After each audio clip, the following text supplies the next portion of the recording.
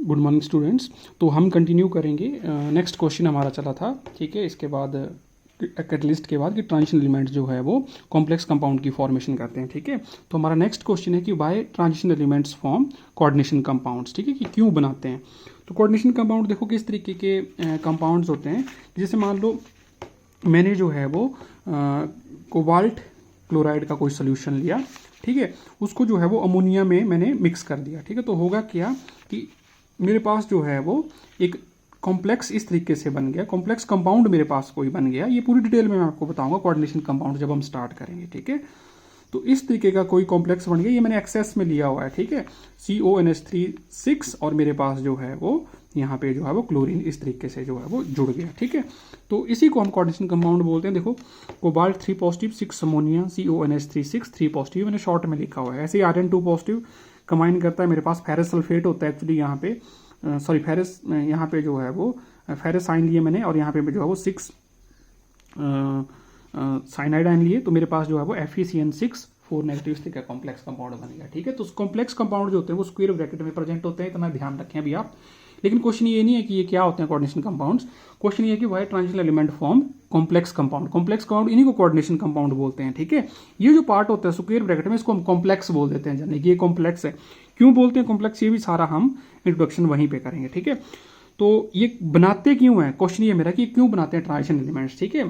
P block भी हालांकि कुछ जो है वो मेटल्स बनाएंगी जो लास्ट में प्रेजेंट होती हैं, एस ब्लॉक की भी कुछ मेटल जो है वो कॉम्प्लेक्स कंपाउंड बनाती है, लेकिन उतने नहीं बनाते जितने ट्रांजिशन एलिमेंट्स आपके पास कोऑर्डिनेशन कंपाउंड्स बनाती हैं, कॉम्प्लेक्स कंपाउंड की फॉर्मेशन करती हैं, ठीक है। तो इसका रीजन क्या होता है, देखिए इसका रीजन ये होता है कि जो ट्रांजिशन एलिमेंट्स होती है, जैसे पूरे पीरियोडिक टेबल की मैं बात करूंगा तो इधर एस ब्लॉक है और इधर मेरे पास क्या है, सॉरी इधर मेरे पास जो है वो डी ब्लॉक है और इधर पी ब्लॉक है। तो जो ट्रांजिशन मेटल होती है वो बिल्कुल बीच में प्रेजेंट होती है। तो जब मैं साइज की बात करता हूं तो डी ब्लॉक एलिमेंट का साइज जो होता है वो एस ब्लॉक से क्या होता है, कम होता है, क्योंकि पीरियड में साइज क्या करता है मेरा, डिक्रीज करता है। तो एस के कंपेरिजन में इसका साइज क्या होता है, स्मॉल होता है, ठीक है। अब एक ही फैक्टर नहीं है, तो बहुत सारे इसके फैक्टर होते हैं। तो एक फैक्टर मैंने ले लिया इसका कि स्मॉल साइज होता है इसका, ठीक है। दूसरा फैक्टर आता है मेरे पास कि इसका न्यूक्लियर चार्ज जो होता है वो क्या होता है, हाई होता है। न्यूक्लियर चार्ज का मतलब होता है कि उसका प्रोटॉन नंबर जो है, उसमें नंबर ऑफ प्रोटॉन्स जो होते हैं वो क्या होते हैं, ज्यादा होते हैं, ठीक है। अब जब एस ब्लॉक के साथ इसको कंपेयर किया जाएगा तो ऑब्वियस ही बात है कि इसमें नंबर ऑफ प्रोटॉन्स जो होंगे वो न्यूक्लियस में क्या होंगे, मेरे पास जो है वो ज्यादा होंगे। तो आपके पास जो है वो न्यूक्लियर चार्ज इसमें हाई है और साइज क्या है मेरे पास जो है वो स्मॉल है, ठीक है। इसमें मैं ऐसे रिप्रेजेंट करता हूं कि हाई न्यूक्लियर चार्ज, ठीक है। तो ऐसा होने की वजह से क्या हो जाता है कि जो चार्ज डेंसिटी होती है ओवरऑल जो चार्ज डेंसिटी होती है, ये दोनों फैक्टर होने चाहिए। देखो स्मॉल साइज और न्यूक्लियर चार्ज हाई होना चाहिए। तो चार्ज डेंसिटी जो होती है जिसको मैं बोलता हूं charge divided by size ratio, इसको बोलते हैं चार्ज डेंसिटी, ठीक है। तो चार्ज ऑटोमेटिकली ज्यादा है और साइज मेरा स्मॉल है, तो चार्ज डेंसिटी ऑटोमेटिकली क्या हो जाएगी, पहले से भी क्या हो जाएगी, ज्यादा आएगी, ठीक है। इन दोनों की रेशो से भी क्या आएगी आपके पास, न्यूक्लियर चार्ज से भी क्या आएगी, ज्यादा आएगी, क्योंकि साइज क्या हो गया, डिनोमिनेटर में स्मॉल है। तो चार्ज डेंसिटी जो है वो मेरे पास क्या हो गई, ज्यादा होती है, ठीक है। तो मैंने यही यहाँ पे लिखा हुआ है कि small size of transition metal and it's ion, जो उसके आयन्स होते हैं उनका भी साइज क्या होता है, स्मॉल हो जाता है। हाई न्यूक्लियर चार्ज, इसका एटॉमिक नंबर ज्यादा होता है, ठीक है। तो they have high charge density which attract the incoming ligand. यही हाई चार्ज डेंसिटी जो होती है, जो ये लिगेंड्स होते हैं जो मेरे पास, जैसे इस केस में अमोनिया जो है वो कंबाइन किया, तो ये इस लिगेंड्स को क्या करती हैं, लिगेंड्स को जो भी हम इनको क्लासिफाई करते हैं कि ये जी इलेक्ट्रॉन पेयर को डोनेट करते हैं, तो इन सबको जो है वो क्या करती है, ये अट्रैक्ट करती है। तो बेसिक स्ट्रॉन्ग रीजन क्या हुआ, हाई चार्ज डेंसिटी। क्यों हुई हाई चार्ज डेंसिटी, क्योंकि साइज क्या है, स्मॉल है और न्यूक्लियर चार्ज क्या है मेरे पास, ज्यादा है, ठीक है।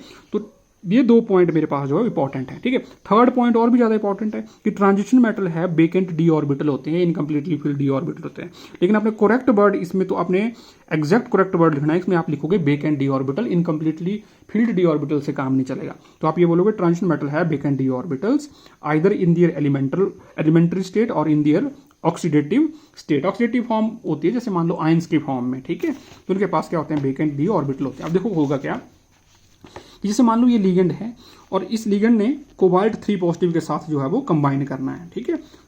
अमोनिया ने कोबाल्ट 3 पॉजिटिव के साथ क्या करना है, कंबाइन करना है।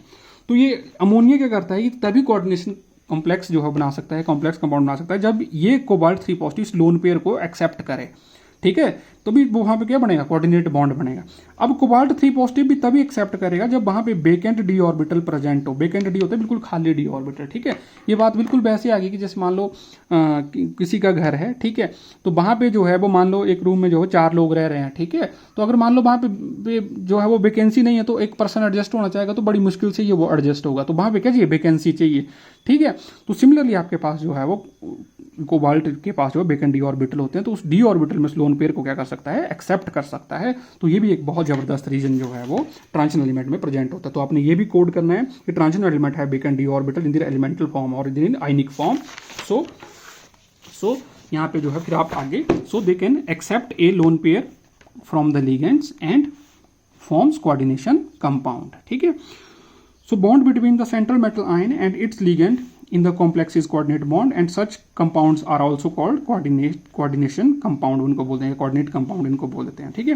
तो ट्रांजिशन मेटल जो होता है वो बेसिकली क्या करता है, वो आपका जो है वो लुईस एसिड एक्ट करता है, वो लोन पेयर को क्या करता है, एक्सेप्ट करता है लिगेंड से। तो जो एक्सेप्टर होते हैं इलेक्ट्रॉन पेयर को जो एक्सेप्ट करते हैं लुईस एसिड बोलते हैं। ट्रांजिशन मेटल के एक्ट किया लुईस एसिड, और लिगेंड के एक्ट किया मेरे पास लुईस बेस एक्ट किया, ठीक है। तो यूनिट आपके पास आएगी, ठीक है, थर्ड और फोर्थ यूनिट आएगी आपके पास, 3 और थर्ड यूनिट में मैं आपसे जो है वो डिटेल में डिस्कस करूंगा कि ट्रांजिशन मेटल आयन जो है वो आपके पास जो है कैसे कोऑर्डिनेशन कंपाउंड बनाएंगे। और यूनिट 4 में भी मैं आपसे डिस्कस करूंगा, बिल्कुल लास्ट यूनिट है, कि ट्रांजिशन मेटल आयंस को हमने फर्दर क्लासिफाई करते हैं, लुईस एसिड को हार्ड एसिड और सॉफ्ट एसिड भी हम इनको बोलते हैं। क्या किस तरीके से बोलेंगे, क्यों बोलेंगे, क्या प्रिंसिपल होंगे, वो हम बिल्कुल लास्ट चैप्टर में देखेंगे। वो लास्ट चैप्टर है ही आपका एसिड बेस वाला, ठीक है। तो यही जो है वो यहाँ पे मैंने कुछ इसके इंपॉर्टेंट पॉइंट लिखे हैं कि ट्रांजिशन एलिमेंट जो होते हैं फॉर्म स्टेबल कंपाउंड इन +3 में प्रेफर करते हैं बनाना एज कंपेरिजन टू +2 के, क्योंकि ये हाई चार्ज होता है +3 में। हालांकि +2 इनकी क्या होती है, कॉमन ऑक्सीडेशन स्टेट होती है, लेकिन बनाते किसमें है, ये +3 में मैक्सिमम कोऑर्डिनेशन कंपाउंड जो है ये बनाते हैं। स्टेबिलिटी ऑफ कॉम्प्लेक्स जो होती है, अगर मैं कंपेयर करूंगा, स्टेबिलिटी ऑफ कॉम्प्लेक्स जो होती है वो इंक्रीज करती है increase in the atomic number of the central metal ion. तो जैसे सेंट्रल मेटल आयन का एटॉमिक नंबर बढ़ता जाएगा तो स्टेबिलिटी भी जो होगी एक पर्टिकुलर लिगेंड के साथ क्या करती जाएगी, वो बढ़ती जाएगी। क्यों? क्योंकि प्रोटॉन नंबर और चार्ज डेंसिटी जो है वो मेरी क्या करती है, बढ़ती है। If metal exhibit variable oxidation state exhibit कर रहा है कोई भी मेटल, तो metal having highest oxidation state form the stable complex. जैसे मान लो कोबाल्ट 2 पॉजिटिव और कोबाल्ट 3 पॉजिटिव है, ठीक है, तो दोनों में से जो है वो सबसे ज़्यादा स्टेबल कॉम्प्लेक्स जो है वो कब बनेगा, तो कोबाल्ट 3 पॉजिटिव ज़्यादा स्टेबल कॉम्प्लेक्स बनाएगा क्योंकि उसके ऊपर चार्ज क्या है, ज़्यादा है। तो वही रीजन है जी कि आपके पास जो है वो हाई चार्ज डेंसिटी जो है वो रहेगी। तो 3 फैक्टर आए, स्मॉल साइज, अगेन मैं रिवाइज करवा दूं कि क्यों कॉम्प्लेक्स कंपाउंड ये बोलते हैं, आपको डायरेक्ट क्वेश्चन आता है due to small size, high nuclear charge और overall nuclear charge. Third point आप ये भी लिख सकते हो कि इसमें हाई चार्ज डेंसिटी हो जाती है, जिसकी वजह से क्या करेंगे, ये अट्रैक्ट करेंगे लिगेंड्स को अट्रैक्ट करेंगे जिनके पास लोन पेयर होते हैं, ठीक है। और लास्ट में आप बोल दोगे इनके पास पार्शियली फील्ड वर्ड यूज करना है, आपने पार्शियली फील्ड वेकेंट यूज करना है, ठीक है, वेकेंट डी ऑर्बिटल जो है वो यूज करना है आपने कि दीज है वेकेंट डी ऑर्बिटल। इसमें कुछ अमाउंट में जो है कुछ में डी इलेक्ट्रॉन प्रेजेंट होते हैं, कुछ डी ऑर्बिटल क्या होते हैं, वेकेंट होते हैं। तो वो एलिमेंटल फॉर्म में भी हो सकते हैं और आयनिक फॉर्म या उनकी ऑक्सीडाइज फॉर्म में भी प्रेजेंट हो सकते हैं। तो उनमें वो इजिली अकोमोडेट कर सकते हैं लोन पेयर ऑफ इलेक्ट्रॉन को given by the ligand and they form the coordination compound. ये सारे फैक्टर जो हैं वो हमें पी ब्लॉक और एस ब्लॉक में बहुत कम देखने को मिलते हैं। That is why transition elements जो है वो मेरे पास मैक्सिमम कॉम्प्लेक्स फॉर्मेशन या कोऑर्डिनेशन कंपाउंड की फॉर्मेशन करते हैं, ठीक है।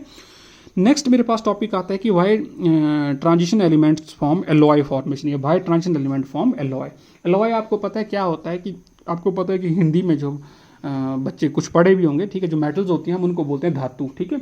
तो जो आपके पास जो एलॉय होता है वो होती है मिश्रित धातु, है ना, कि जब दो मेटल्स को जो है वो हम जोड़ देते हैं, जो मेटल्स को जो है वो कंबाइन करके न्यू जो है वो बनाते हैं, तो हम उसको क्या बोल देते हैं, एलॉय फॉर्मेशन कर देते हैं, ठीक है। और आजकल तो बड़ी कॉमन सी टर्म है एलॉय, ठीक है, सारे जो है वो आजकल जो है वो इन एलॉयज का इस्तेमाल करते हैं। कोई भी हमारे डेली रूटीन में जो है वो आप कोई भी जो है वो डेली रूटीन में कोई भी काम देख लो, चाहे आप गाड़ी में बैठते हैं, ठीक है, बस में बैठते हैं, ठीक है, या किचन में काम कर रहे हैं, या मैक्सिमम आपके यूटेंसिल्स हैं, ठीक है, या आप जो भी आपके पास यूटेंसिल है आप यूज़ कर रहे हैं, ठीक है, हमारे पास जो है वो सारी मैक्सिमम किसकी बनी होती है, एलॉय की बनी होती है, ठीक है।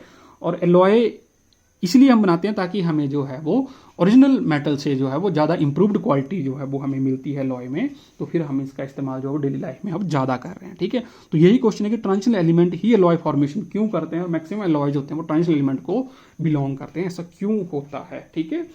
तो एलॉय फॉर्मेशन का अगर आपको क्वेश्चन आता है, अगर आपको 2 मार्क्स का क्वेश्चन आता है ठीक है। तो इसको आपने कैसे अटेम्प्ट करना है ये मैं आपको थोड़ा सा जो है वो बता देता हूँ।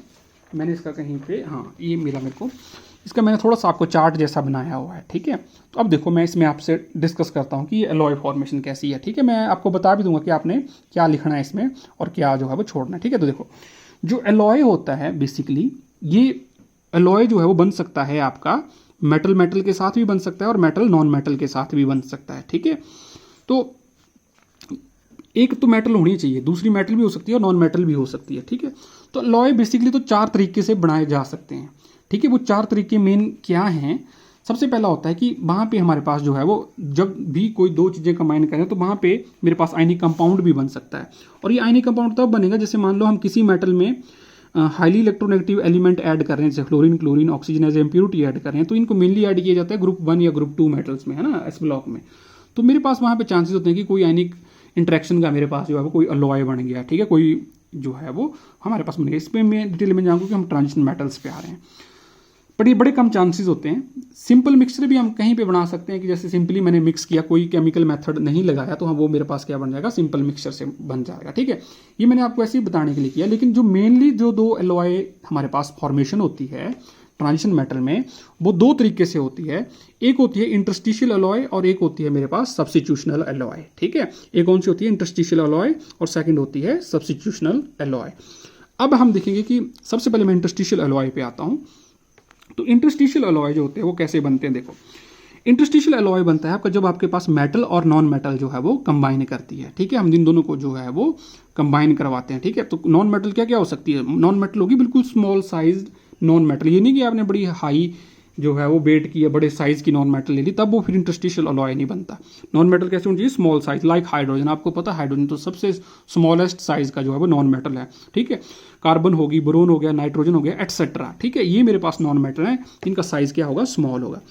तो आपको सबको पता है कि मेटल का अपना एक लैटिस स्ट्रक्चर होता है। लैटिस स्ट्रक्चर समझते हो ना? लैटिस स्ट्रक्चर होता है जैसे हम 3 डायमेंशनल अरेंजमेंट हम बनाते हैं, रेगुलर एरे हम इस तरीके से बनाते हैं, रेगुलर अरेंजमेंट ऑफ एटम्स।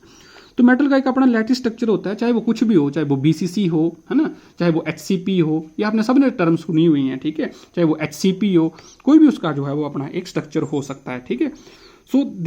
सो क्या क्या होता है कि इन मेटल साइड्स के बीच में जो स्पेस प्रेजेंट होता है हम उसको बोलते हैं, उसको हम बोलते हैं वॉइड बोलते हैं। हम उसको क्या बोलते हैं? वॉइड बोलते हैं। ये आपने सॉलिड स्टेट में पढ़ा हुआ है +2 में। तो जब भी आपके पास क्रिस्टल लैटिस की फॉर्मेशन होती है तो वहाँ पे वॉइड्स की फॉर्मेशन भी होती है।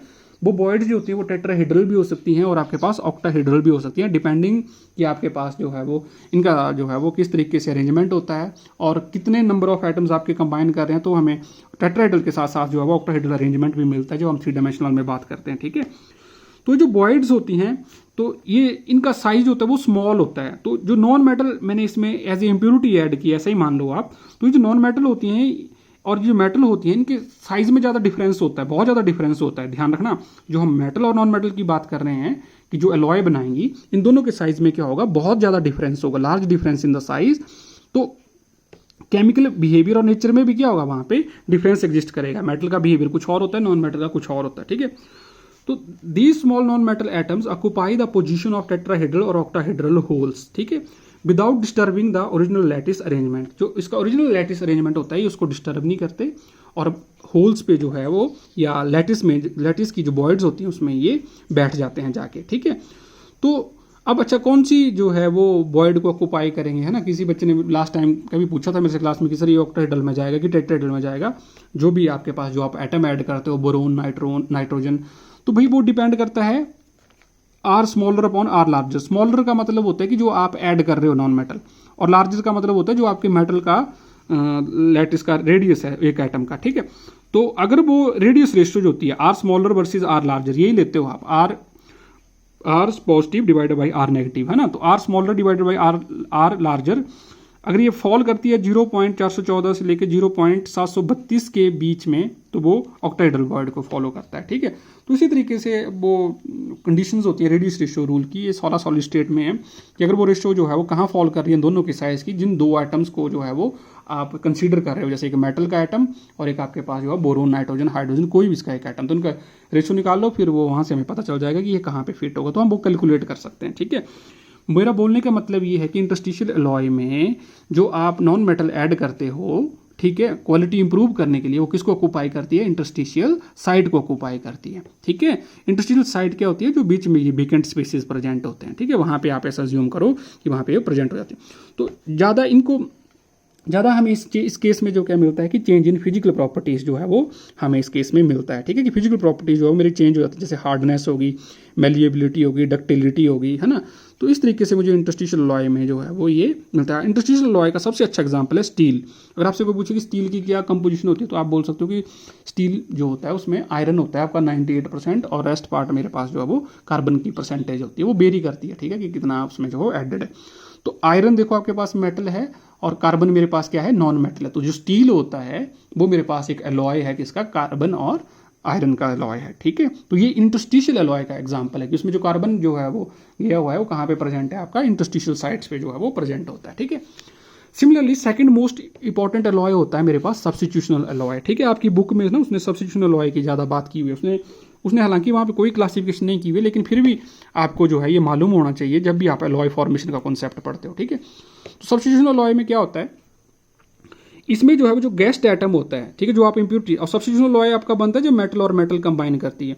तो अभी इसमें से जो है वो एक कोई होस्ट होगी और एक मेरे पास क्या होगी, गेस्ट होगी। होस्ट और गेस्ट का मतलब ये होगा कि एक मेटल का अमाउंट मेरे पास ज़्यादा होगा और एक मेटल का अमाउंट क्या होगा, कम होगा। तो कम अमाउंट को हम ज़्यादा में जो है वो ऐड करते हैं। ठीक है, तो जिसका कम अमाउंट हुआ वो गेस्ट मेटल हुई, जिसका ज़्यादा हुआ उसको हम होस्ट मेटल बोलते हैं। तो गेस्ट एटम जो होते हैं मेरे पास, ये क्या करते हैं, ये सब्स्टिट्यूट कर देते हैं होस्ट एटम को फ्रॉम दियर लैटिस साइड से and become the part of the crystal structure. ठीक है, ये क्रिस्टल स्ट्रक्चर का क्या बन जाते हैं, पार्ट बन जाते हैं। ठीक है, ये बताऊंगा अभी आपको डायग्रामेटिकली डिटेल में। ठीक है, लेकिन पहले कंडीशन पढ़ लेते हैं कि सब्स्टिट्यूशन करने के लिए जो है वो नाम से ही पता चल रहा है सब्स्टिट्यूशन लाए। जैसे मान लो कोई आइटम बैठा हुआ अपने लैटिस साइड में, कोई सिमिलर साइज का आया और उसने उसको वहां से जो है वो नॉकआउट कर दिया और खुद आके वहां पे बैठ गया, तो वो हुई सब्स्टिट्यूशन अलॉय। इस केस में वो बॉयड वुड पे नहीं बैठता, क्योंकि दोनों मेटल का साइज कैसा होता है, कंपेरेबल होता है। कंपेरेबल का मतलब ऑलमोस्ट सिमिलर होता है, कोई ज़्यादा डिफरेंस नहीं होता। ठीक है, तो वो उसको उसकी लैटिस साइड से ही भेज देता है, तो बॉयड में तो आएगा नहीं वो मेटल, क्योंकि उसका साइज क्या है, ज़्यादा है। तो कंडीशंस क्या होती है, ये बड़ी इंपॉर्टेंट कंडीशन होती है सब्स्टिट्यूशन अलॉय की। अब ये बोलते हैं कि जिन दो मेटल्स को आप मिक्स करने जा रहे हो उनका साइज में डिफरेंस जो है वो 14 to 15% से ज़्यादा नहीं होना चाहिए। 14 to 15% से ज़्यादा नहीं होना चाहिए उनका साइज। ठीक है, ज़्यादा होता है तो फिर वहाँ पे आपके पास जो है वो substitution alloy, perfect substitution alloy मिलने के चांसेस कम हो जाएंगे। Both metal should have same lattice structure, उनका लैटिस स्ट्रक्चर क्या होना चाहिए, सेम होना चाहिए। फॉर एग्जांपल जैसे एक का हेक्सागोनल क्लोज पैकिंग HCP है तो दूसरी का भी क्या होना चाहिए, HCP होना चाहिए। और थर्ड, उनकी केमिकल प्रॉपर्टीज भी कैसी होनी चाहिए, सिमिलर होनी चाहिए। ये सारी कंडीशन इंटरस्टिशियल अलॉय में नहीं थी।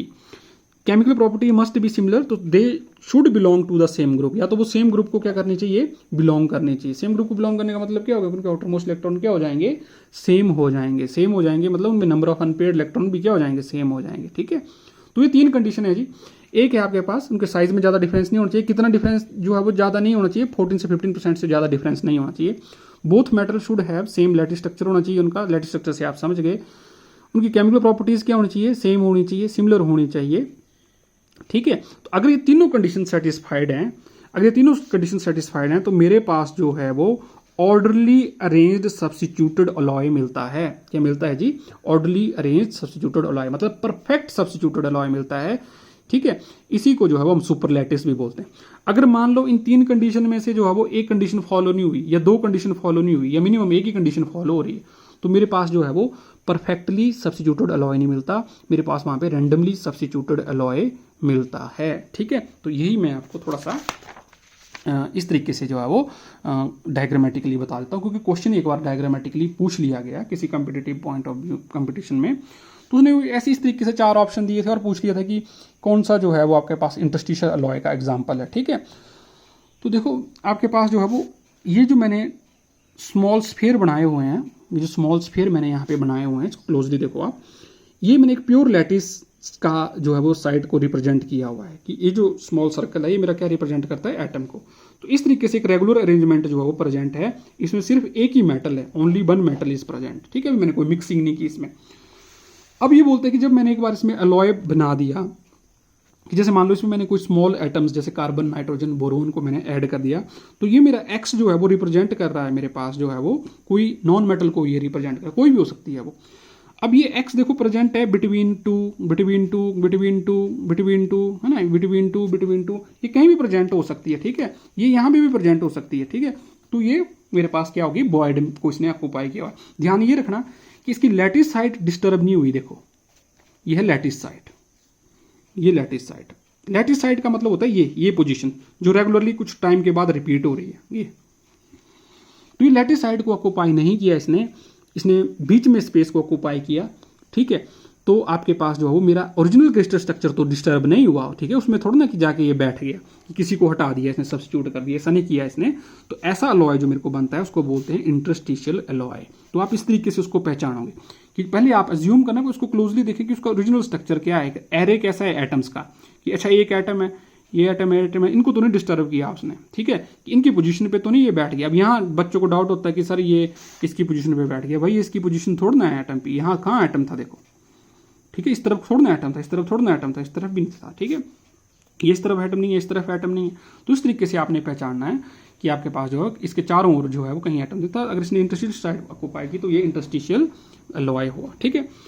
अब देखो जी इस केस में देखो इसको कंपेयर करना ऊपर वाले से, तो देखो ये मेरे पास जो परफेक्टली लैटिस है जिसमें कोई मेटल नहीं ऐड की, लेकिन इसमें देखो मैंने रेड कलर से जो है वो रिप्रेजेंट कर दिया कि कोई इसमें फॉरेन जो है वो मेटल आ गई, ठीक है, कोई दूसरी मेटल आ गई होस्ट में, ठीक है।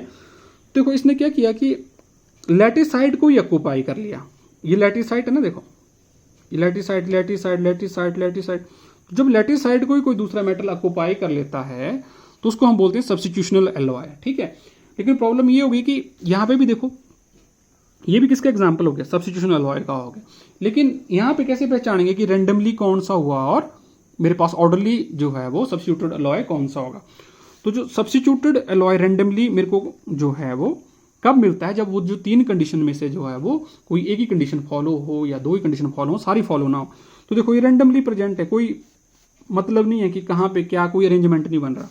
लेकिन इस केस में देखो आपके पास जो है वो आपके पास ऑर्डरली सब्स्टिट्यूशन होगी। जैसे मान लो ये दो इधर प्रेजेंट है, फिर एक लाइन इन्होंने छोड़ दी, फिर अगली लाइन में जो है वो सब्स्टिट्यूशन होगी, फिर नेक्स्ट लाइन छोड़ दी, अगली में सब्स्टिट्यूशन होगी, एक लाइन छोड़ दी तो इस तरीके से अगली में सब्स्टिट्यूशन होगी। तो इस तरीके से आप पहचान सकते हैं कि ऑर्डरली, ठीक है, सब्स्टिट्यूटेड अलॉय जिसको सुपरलैटिस भी बोलते हैं, तो कैसे जो है वो एग्जांपल है, ठीक है। और ये दोनों ही एग्जांपल मेरे पास किसके हैं, सब्स्टिट्यूटेड अलॉय के हैं, ठीक है, रेंडमली ऑक्यूपाइड भी और मेरे पास जो ऑर्डरली सब्स्टिट्यूटेड अलॉय में भी, ठीक है। तो ये कब बनेगा मेरे पास ऊपर, जब मेरे पास तीनों कंडीशन जो होंगी वो क्या होंगी, सेटिस्फाई होंगे। तो इस तरीके से आपने ये ध्यान रखना है कि कैसे आप अलॉय फॉर्मेशन को एक्सप्लेन कर सकते हो, ठीक है। तो आपकी बुक में भी जो है वो उसने ज़्यादा नहीं दिया हुआ है, मैं इसमें से पढ़ के भी थोड़ा सा आपको बता देता हूँ। देखो अब ये बोलता है कि the transition element form large number of alloy, this is due to the fact that the transition metal are quite similar in size. बिल्कुल ठीक है जी, ठीक है। इसने यहाँ पे बात की है, ये ध्यान रखना है, कौन सी बात की है इसने, सब्स्टिट्यूशनल अलॉय की उन दोनों में साइज में जो है वो ज़्यादा डिफरेंस नहीं होता, ठीक है। Therefore the atoms of one atom can substitute the atom of the other metal. जब साइज में डिफरेंस नहीं होगा तो वो दूसरे मेटल को क्या कर सकती है, सब्स्टिट्यूट कर सकती है उसकी लैटिस से। Thus on cooling the mixture of solution two और more transition metals solid alloys are formed, ठीक है। ये जो इंटरस्टिशियल और सब्स्टिट्यूशनल अलॉय होते हैं दोनों ही कैसे होते हैं, सॉलिड होते हैं, ठीक है। फॉर एग्जाम्पल दिस, ठीक है। तो ये थोड़ा सा आपको दिया हुआ है, इसमें कोई ज़्यादा एक्सप्लेनेशन जो है वो जो है की बात नहीं की है, लेकिन फिर भी जो है वो आपको ये आना चाहिए, ठीक है। तो अलॉय फॉर्मेशन की जो प्रोसेस होता है वो उसमें कुछ नहीं होता कि दो मेटल्स ली जाती हैं जिनको आपने मिक्स करना है, उन दोनों को क्या करोगे, हीट करोगे बड़े ज़्यादा हाई टेम्परेचर पे 2000-3000 केल्विन पे, लिक्विड मेल्ट में कन्वर्ट करोगे, फिर उस लिक्विड मेल्ट को आपस में जो है वो घोल दोगे उनका, ठीक है, एक होमोजीनियस जो है वो सोल्यूशन बना दोगे और उसको रैपिडली फिर क्या करोगे, कूल करोगे, तो वो सॉलिडिफाई हो जाएगा, ठीक है। अगर मेरे को कोई वीडियो लिंक मिलेगा तो मैं आपको बताऊंगा कि कैसे अलॉय फॉर्मेशन होती है, ठीक है, एक्सपेरिमेंटली। तो वो जो है वो वहाँ पे इस तरीके से मेरे पास जो है वो अलॉय जो है वो बन जाते हैं, ठीक है। पर्पज़ क्या है जी, क्यों बना रहे हैं हम अलॉय, पर्पज़ है मेरे पास, द पर्पज़ जो होता है of making alloy is to develop some useful properties which are absent in the constituent elements या मेटल्स में, ठीक है। तो हमें इम्प्रूव्ड प्रॉपर्टी चाहिए होती हैं, ठीक है, जो है हमारे को जो है वो डेली लाइफ में बड़ी यूजफुल होती हैं, इसलिए जो है वो हम अलॉय की जो है वो फॉर्मेशन करते हैं, ठीक है। तो आपको पता है कि गोल्ड होता है, तो जो गोल्ड होता है वो हम 24 कैरेट की टर्म्स में बात करते हैं, तो 24 कैरेट जो होता है वो मेरे पास क्या होता है, प्योर गोल्ड होता है, ठीक है।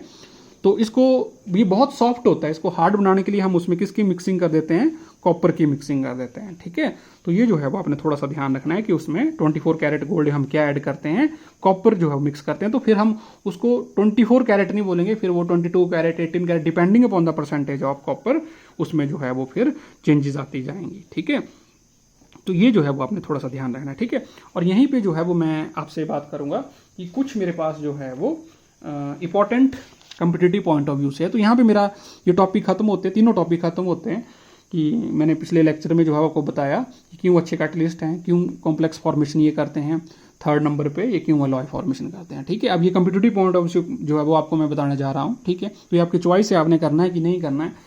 ठीक है, तो इसको जो है मैं थोड़ा सा आपको फास्ट तरीके से बता देता हूँ। तो कॉपर के कुछ इंपॉर्टेंट एलॉय हैं। ठीक है, ये कॉम्पिटिटिव एग्जाम में पूछे जा सकते हैं।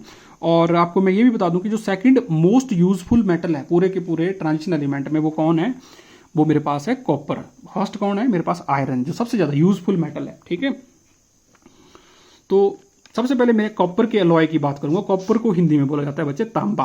क्या बोला जाता है, तांबा, है ना। हम जनरली जो है वो बात करते हैं गांव में कि तांबे के बर्तन में पानी पीना चाहिए, है ना। आयुर्वेदा वाले बड़े फोकस करते हैं इस चीज़ को कि भाई जी आप, है ना, कॉपर का गिलास यूज़ करो, कॉपर के जो है वो बर्तन यूज़ करो, उसमें स्टोर करो पानी को, उसमें खाना खाओ, उसी पानी को जो है मॉर्निंग में पियो।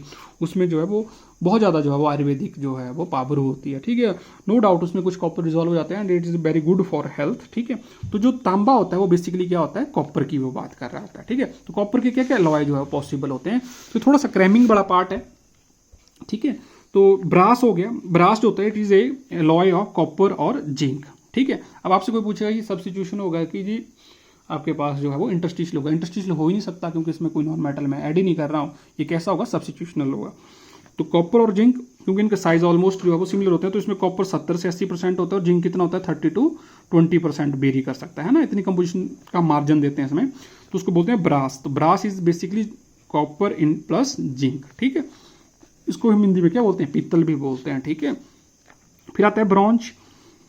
ठीक है, ब्रॉन्ज होता है आपके पास कॉपर और टिन का जो है वो मेरे पास जो है वो अलॉय होता है। ठीक है, इसको हम कांसा बोलते हैं हिंदी में।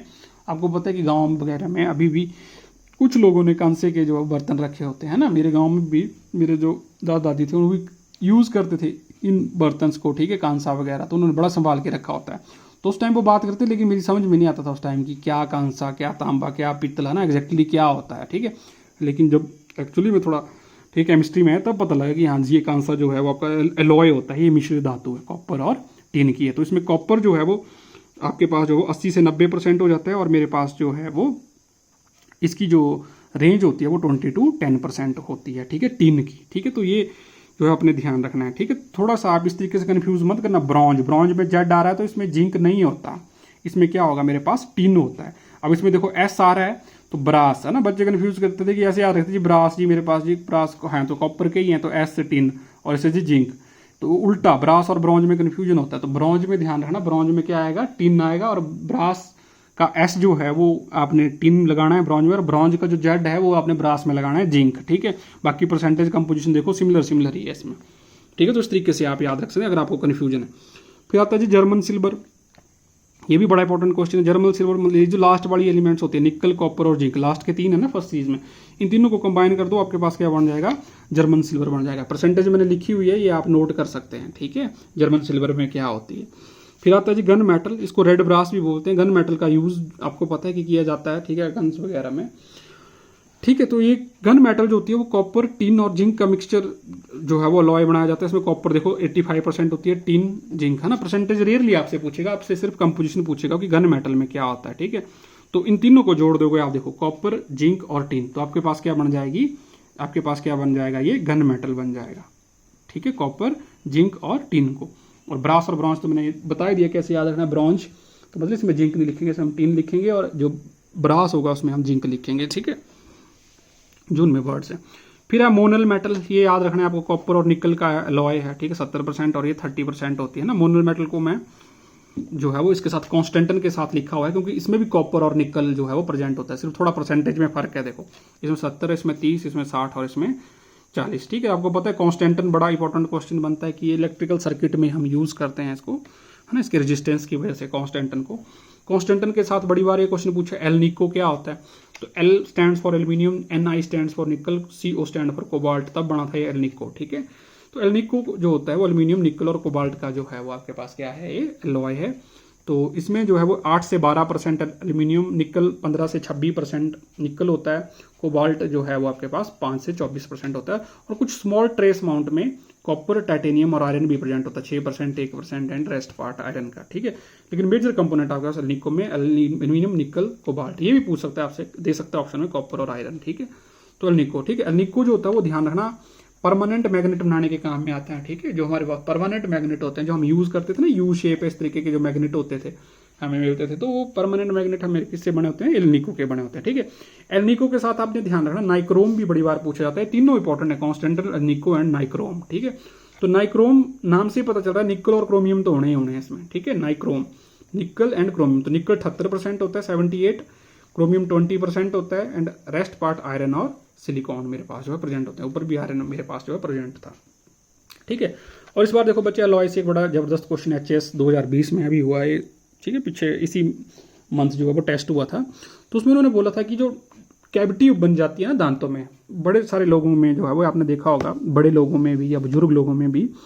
ठीक है, कैविटी बन जाती है डेंटल में, तो वहाँ पे हम डेंटल अम्बलगम का यूज़ करते हैं, बोलते हैं कि कैविटी को फिल करना है। ठीक है, डेंटिस्ट के पास जाके, तो डेंटल कैविटी को फिल किया जाता है वो डेंटल अम्बलगम सोल्यूशन होता है। ठीक है, वो सोल्यूशन फॉर्म होता है, वो भी एक एलॉय की फॉर्म होती है। ठीक है, तो उसको जो सोल्यूशन बनना होता है वो हम किसका बना होता है, वो होता है मरकरी, सिल्वर, टिन और कॉपर से जो है वो बना होता है। ठीक है, तो उसमें 50% जो है वो सबसे ज़्यादा मरकरी होता है। ठीक है, तो आपको ये ऑप्शन टिक करना था जिसमें मरकरी, एजी प्लस टिन प्लस कॉपर जो है वो इसका इस्तेमाल किया जाता है। ठीक है, एक होता है Bordeaux mixture, it is not an alloy, लेकिन मैंने आपकी नॉलेज के लिए लिखा हुआ है, ये एलॉय नहीं होता, ध्यान रखना। बोरोडेक्स मिक्सचर कॉपर सल्फेट और लाइम का जो है मिक्सचर होता है, उसको फंजीसाइड हम इस्तेमाल करते हैं, क्योंकि ये भी बड़ा इंपॉर्टेंट क्वेश्चन होता है कि what is a bordeaux mixture. ठीक है, it is used as a fungicide, आपका ये यूज होता है, पेस्टिसाइड नहीं होता, ये क्या होता है, फंजीसाइड होता है। ठीक है, तो ये भी आपने जो है वो ध्यान रखना है तो पेस्टिसाइड ही, लेकिन पेस्टिसाइड की एक क्लासिफिकेशन है, फंजीसाइड, इंसेक्टिसाइड, हर्बिसाइड, तो ये क्या आ जाएगा आपका, फंजीसाइड आ जाएगा। ठीक है, और लास्ट में मैंने स्टील लिखा है कि आपसे कोई जर्नली पूछता है कि भाई जी स्टील जो है वो उसकी कंपोजिशन क्या होती है, तो स्टील की कंपोजिशन होती है, आयरन उसमें होता है 98 to 99.5%, और कार्बन क्या होता है 0.25 से लेके 2% के बीच में वेरी करता है। ठीक है, तो ये आपके पास स्टील होता है। तो ये स्टील जो होता है ये किसका एग्जांपल आएगा, इंटरस्टिशियल अलॉय का एग्जांपल आएगा। ठीक है, उसके बाद जो है वो आयरन की बात कर लेते हैं जी। आयरन भी बड़ा इंपॉर्टेंट है, ये फर्स्ट यूजफुल, सबसे ज़्यादा जो यूज़ होने वाला जो है वो मेरे पास जो है वो मेटल है।